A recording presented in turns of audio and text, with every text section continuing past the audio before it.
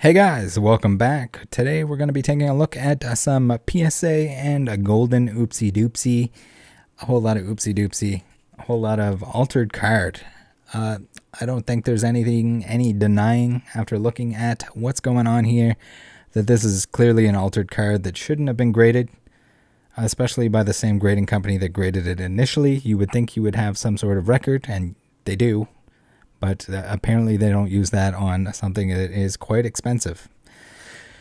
So here we have a Blowout Forums post by Auburn, who says, looks like there might be some issues with the PSA 8 that Goldin recently sold. We have the Goldin auction here. So we'll take a look at that first, if it even shows up. There it is. We got $54,000. So you would think that, when you sell a $54,000 card or anything that's worth anywhere around that amount, that you would look into it. Not only the person selling it or the company selling it, but also the company that graded it. You would think that when you're grading something that is that valuable, even a fraction of that you would double check, ultra check. And why is it, can anyone tell me why this NBA sticker crap shows up on everything that's sketchy? What does this add? Why? I know it's stupid, it's a joke, it's a sticker that you put on your graded card to make it more graded. Great, but it seems like every time there's something sketchy going on with altered cards, it always has this NBA designation. Not saying that they're to blame. PSA is also to blame here. Everyone involved is to blame. You should be looking at this stuff a little bit more carefully. Maybe, I guess as an auction company, you don't really care. As long as you can pump things through, you'll just pass the blame on to PSA or NBA, and maybe they'll blame each other in a 69 fashion of grading nonsense. But here, this is definitely altered, guys. I couldn't be more sure of anything in existence. We have the side-by-side here. We have what was a PSA 6 that was altered into an 8, which I'm sure is a huge value there. Even looking at the photos here, you guys should have a pretty good idea that this is the same card. If someone signs a card, that they're not going to be able to sign it in exactly the same place. No matter how consistent their signature is, there's no absolute way that something side by side like this it'll never happen. You could sign 69,000 cards and they're not going to match like this. This is a painfully the same card that it's been altered. You can even tell here from this long shot that the corners have been touched up. It seems like some other areas of the card have been touched up as well. But that's the thing. If PSA has this on record, they've already graded this card. Why are they not going back to reference this card when they received this one? It's the same card. It was cracked out. How do they get fooled by that? How is that not something where they're just like, okay, well, you know what? It's an autographed Tom Brady, playoff contenders. Let's just go back to our records and make sure none of the signatures are exactly the same. That's all it would require. I'm sure that there's even some sort of software that you could easily type in the information from the card, make sure that there are no matches, almost like a reverse image search of some kind. But the technology isn't there because grading is an absolute joke. Even the AI companies, it's a joke as well. But this is how much of a joke. Like how can you possibly alter something that has distinct features like this, like an autograph, and expect them not to catch that? Like it blows my mind how completely incompetent these companies are.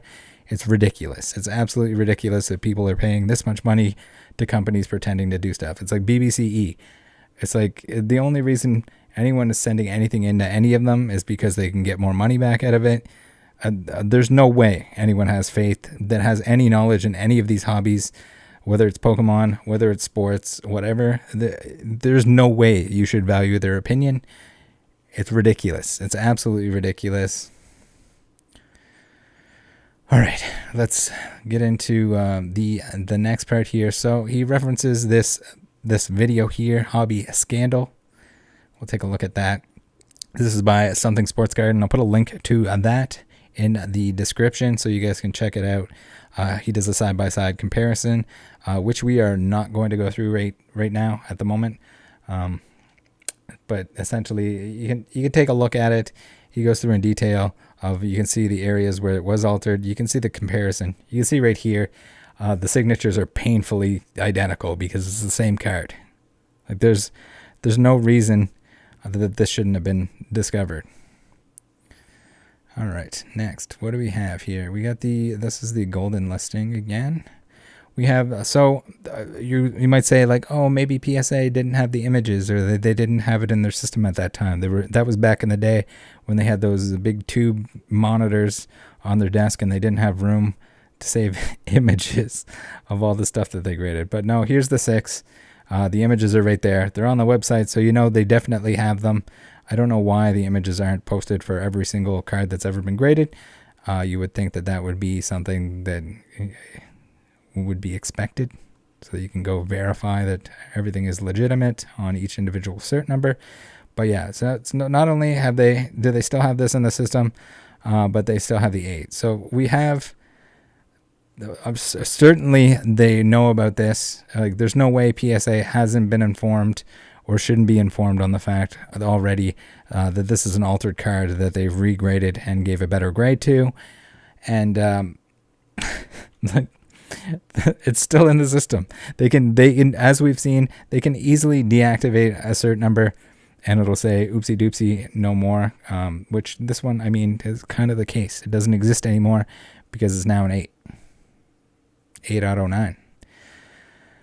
So guys, I don't know. There's been other instances here. It seems like Tom Brady is one of those cards that gets trimmed a lot. In this case, we had Goldin sold a set of 5 that were ungraded, and this individual Duke boy sent them in. 3 of them came back do not holder because they were trimmed or altered in some way.